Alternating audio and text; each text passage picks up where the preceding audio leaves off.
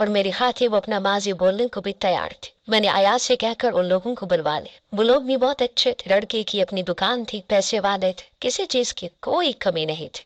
अयाज ने कहा कि लड़का बहुत अच्छा है, छानबीन की भी जरूरत नहीं है। और फिर अयाज के कहने पर मैंने आंखें बंद करके सबरीना का रिश्ता पक्का कर दिया। वो लोग जल्दी शादी करना चाहते थे और मैं भी यही चाहती थी कि सबरीना किसी नए रिश्ते से जुड़कर पुरानी बातों को भूल जाए।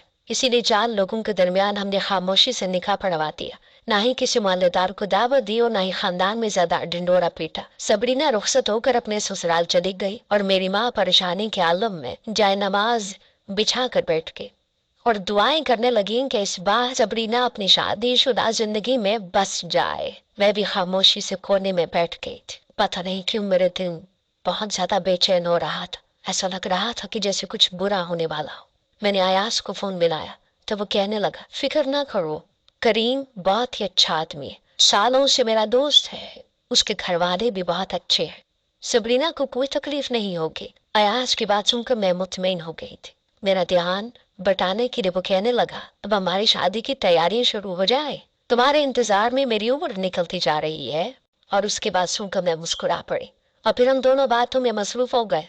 2 घंटे गुजरे थे कि घर का दरवाजा जोर जोर से बजने लगा। इस बार तो मेरा दिल धड़कना ही भूल गया था। मुझे खौफ आ रहा था कि कहीं मैं दरवाजा खोलूं तो सामने सबरीना ना खड़ी हो, और कभी कभी कुछ खौफ सच साबित हो जाते हैं।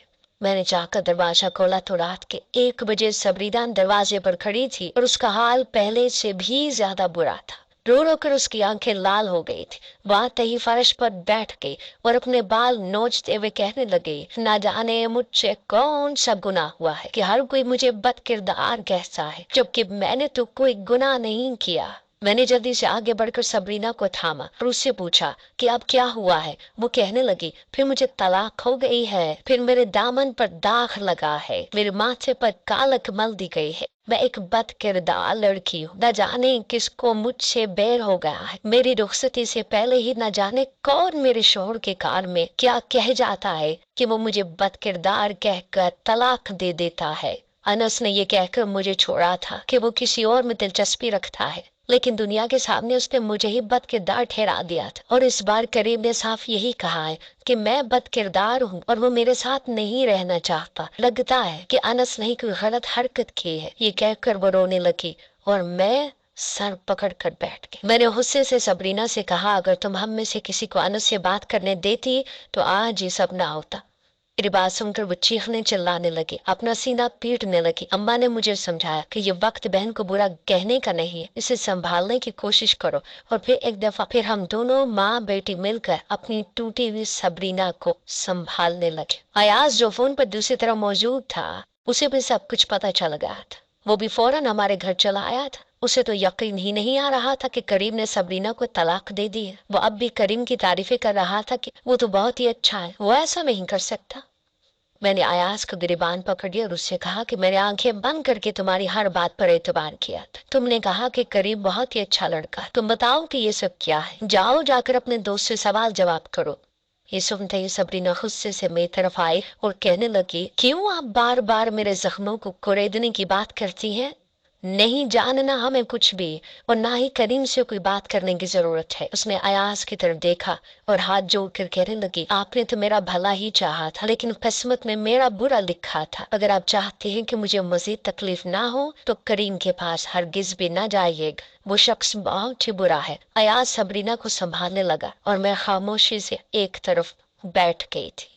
मेरे पास कहने के रेशा लफ्ज भी बाकी न बचे थे। जैसे तैसे अयाज ने सारी रात सबरीना की दिलजोई की थी और उससे वादा भी किया कि वो करीम के पास नहीं जाएगा।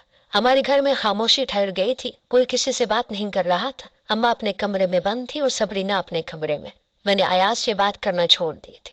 मेरा दिल उसके तरफ से खराब हो गया था। वो जब भी आता सबरीना के साथ ही बैठकर वापस चला जाता। पहली बार मेरी बहन मेरे गलत फैसले की नजर हुई थी और दूसरी बार मेरे मंगेतर के गलत फैसले की।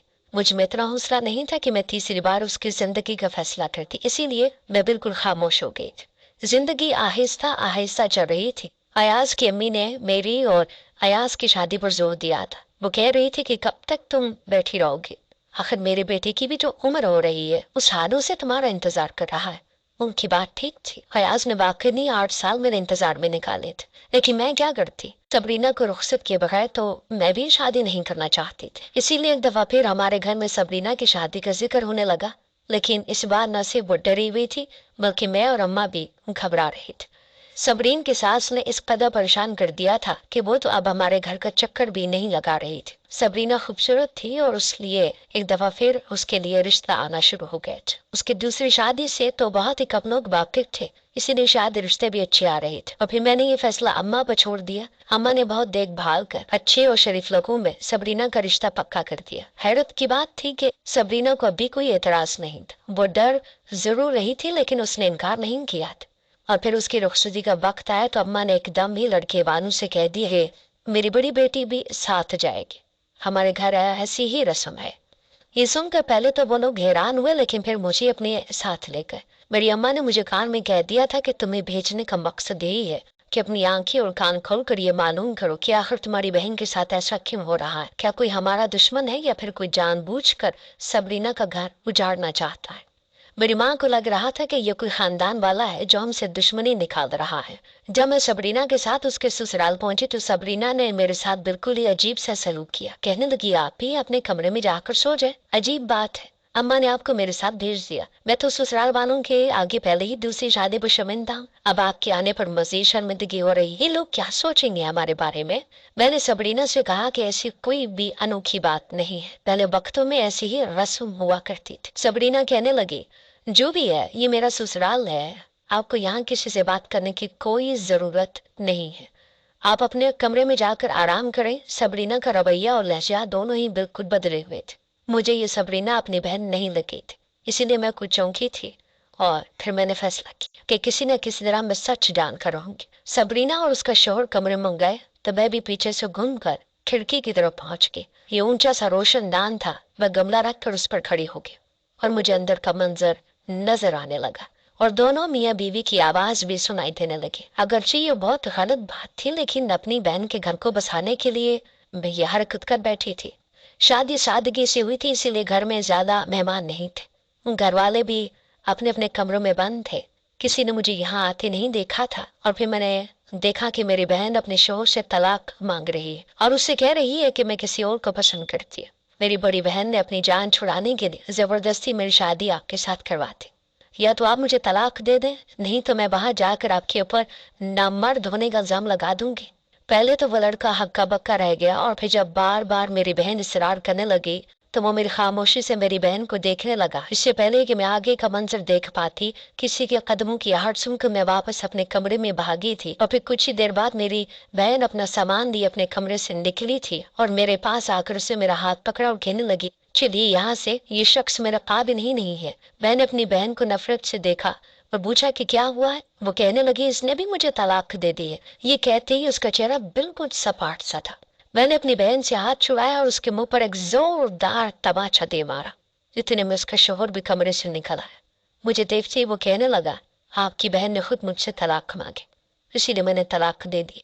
मेरे पास इसके सिवा और कुछ चारा नहीं था, क्योंकि एक ऐसी औरत के साथ जिंदगी में नहीं गुजार सकता है जिसकी शादी जबरदस्ती की गई हो। मैंने गुस्से से सबरीना को देखा और कहा कि मैंने सब कुछ अपनी आंखों से देखा और सुना है। अब ये तो मुझे बताओगे कि ये सारा माजरा क्या है, क्यों तुमने तीसरी दफा भी तलाक ले ली है। पहले तो उसने इनकार किया कि उसकी कोई गलती नहीं है और फिर जब मैंने उसके साथ जबरदस्ती की तो वो रोते हुए कहने लगी क्योंकि मैं अयाज को पसंद करती हूँ, उनसे शादी करना चाहती हूँ। कई दफा मैंने उन्हें शादी के लिए प्रपोज भी किया, लेकिन उन्होंने साफ इनकार कर दिया। वो आपसे मोहब्बत करते हैं, आपसे ही शादी करना चाहते हैं। मैं जानती थी कि जब तक मेरी शादी नहीं होगी आप भी शादी नहीं करेंगे, इसीलिए बार बार तलाक लेकर वापस घर आके बैठ जाती ताकि अब कभी अयाज के साथ रुखसत ही ना हो सके। अगर अयाज मुझे अपनी मोहब्बत का हकदार नहीं समझते तो आप भी उनकी मोहब्बत की हकदार नहीं है। ना मेरी शादी होगी और ना ही आपकी शादी होगी। अपनी बहन के मुंह से ये बात सुनकर मेरे रोंगटे खड़े हो गए थे। जिस बहन के मुस्तकबिल को बनाने के लिए मैंने अपनी जिंदगी, अपनी जवानी दांव पर लगा दी थी, वही बहन मुझसे मेरी खुशियां छीन लेना चाहती थी। उसे तलाक हो चुकी थी। वह उसका हाथ पकड़कर उसे घर ले आए और अम्मा को सारी बात बताते। अयाज को भी सब कुछ पता चल गया। वो मेरे पास आया और कहने लगा अब सबरीना की वजह से वो मजीद इंतजार नहीं कर सकता। उसने अगले ही दिन काजी को लाकर मुझसे निकाह पढ़ाया और मुझे अपने साथ रुखसत करके ले गया। आज मेरी शादी को 2 महीने होने वाले हैं और सबरीना 3 दफा तलाक का दाग अपने दामन पर लिए अम्मा की दहलीज पर बैठी है। कभी कभी उसके बारे में मैं सोचती हूँ तो मुझे उसकी बहुत फिक्र सताती है। वहीं दूसरी तरफ कभी नफरत का एहसास भी जागने लगता है। समझ नहीं आता कि मैं सबरीना के लिए क्या करूं। क्या दोबारा उसकी शादी का सोचूं या फिर उसे उसके हाल पर छोड़ दूं। जो कुछ सबरीना ने किया उसमें गलती किसकी थी? असल कसूरवार कौन था? क्या हमारी तरबियत में कोई कमी रह गई थी या फिर अयाज के रवैये की लचक ने इस हद तक पहुंचा दिया था कि उसने अपने आप को बर्बाद कर लिया था? या शायद मुझे ही अपनी आंखें ज्यादा खुली रखनी चाहिए थी। आपको क्या लगता है कि असल कसूरवार कौन है?